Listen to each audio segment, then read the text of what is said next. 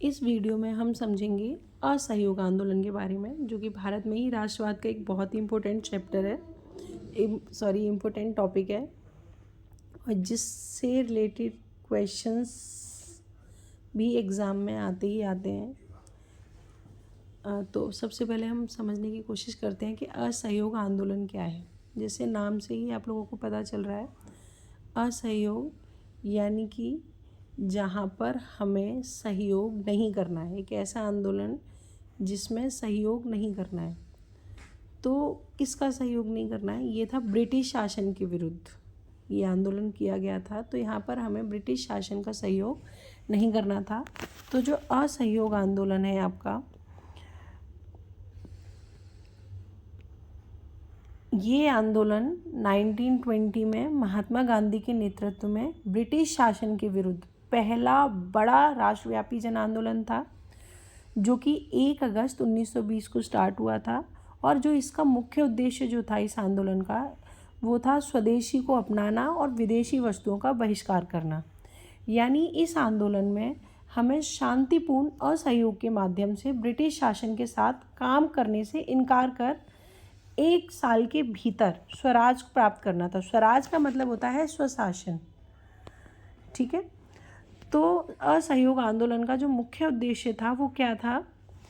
1 साल के भीतर स्वराज प्राप्त करना है, जिसमें हमें शांतिपूर्ण तरीके से असहयोग के माध्यम से ब्रिटिश शासन का विरोध करना था, ठीक है। तो सबसे पहली बात कि इस आंदोलन के मुख्य पहलू क्या थे? इस आंदोलन के मुख्य पहलू, सबसे पहला होता है इसकी शुरुआत और कारण की शुरू कैसे हुआ। यह आंदोलन जलियांवाला बाग हत्याकांड 1919, रॉलेट एक्ट और पंजाब में दमनकारी नीति और तुर्की के साथ हुए दुर्व्यवहार के विरोध में शुरू हुआ था। अब एक एक करके हम सबको समझते हैं। ये सब अलग अलग है, मैं आपको एक अलग से वीडियो में भी समझाऊंगी, लेकिन अभी मैं आपको शॉर्ट में बता देती हूँ। रॉलेट एक्ट क्या है?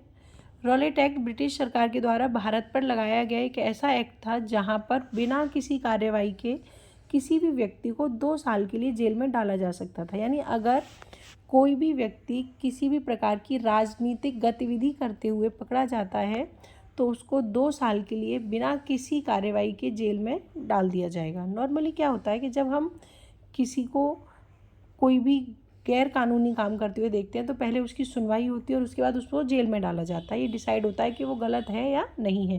लेकिन इस आंदोलन के अंतर्गत क्या था कि उसको बिना किसी कार्रवाई के जेल में डाल दिया जाएगा। तो एक तो ये आंदोलन। दूसरा, तुर्की के साथ हुए दुर्व्यवहार। तुर्की में क्या हुआ था, उनके साथ सहायक संधि थोप दी गई थी। खलीफा के साथ जो क्या हुआ था कि सहायक संधि थोप दी गई थी, तो ये दुर्व्यवहार हुआ था।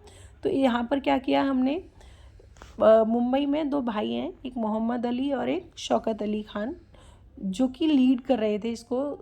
तो उनके साथ खिलाफत आंदोलन के विरोध में शुरू हुआ। इसके प्रमुख कार्यक्रम क्या थे? सरकारी कॉलेज, अदालत, विदेशी कपड़ों का बहिष्कार। यानी एक तरीके से ब्रिटिश सरकार का जो भी सामान था, जो भी जॉब्स थी, जो भी था, उन सब का बहिष्कार करना। जितनी भी सरकारी उपाधि थी उनको वापस करना। जैसे गांधी जी को एक मिली हुई थी कैसर ए हिंद, गांधी जी को एक उपाधि दी थी अंग्रेज़ों ने जिसको बोला जाता है कैसर ए हिंद, उसको वापस करना। उसके अलावा चरखा और खादी के उपयोग को बढ़ावा देना, पंचायती अदालतों की स्थापना करना। गांधी जी की भूमिका, गांधी जी ने पूरे देश का दौरा किया, लोगों को अहिंसा का पालन करना, ब्रिटिश शासन से सहयोग न करने के लिए प्रेरित किया, ठीक है। तो एक तरीके से अगर शॉर्ट में हम इस आंदोलन को समझने का प्रयास करते हैं तो सिर्फ हमें इतना ही समझ आता है कि ये आंदोलन महात्मा गांधी के द्वारा चलाया गया था। ये पहला बड़ा राष्ट्रव्यापी जन आंदोलन था। उसके अलावा 1 अगस्त 1920 को शुरू हुआ, जिसका मुख्य उद्देश्य अपने देश की वस्तुओं को अपनाना, स्वदेशी मतलब अपने देश की वस्तुओं को अपनाना, और विदेशी वस्तुओं का बहिष्कार करना था, ठीक है। इस आंदोलन को खिलाफत आंदोलन से जोड़कर हिंदू मुस्लिम एकता को मजबूती प्रदान की गई, ठीक है। और ये आंदोलन आपका ख़त्म कब हुआ? आंदोलन आपका ख़त्म हुआ 5 फरवरी 1922, यानी 5 फेब 1922। कैसे? चौरी चौरा, गोरखपुर यूपी में एक जगह है, वहाँ पर एक हिंसक घटना हुई जहाँ भीड़ ने क्या किया, पुलिस थाने में आग लगा दी और इसकी वजह से गांधी जी को इस आंदोलन को यहीं पर क्या करना पड़ा, रोकना पड़ा।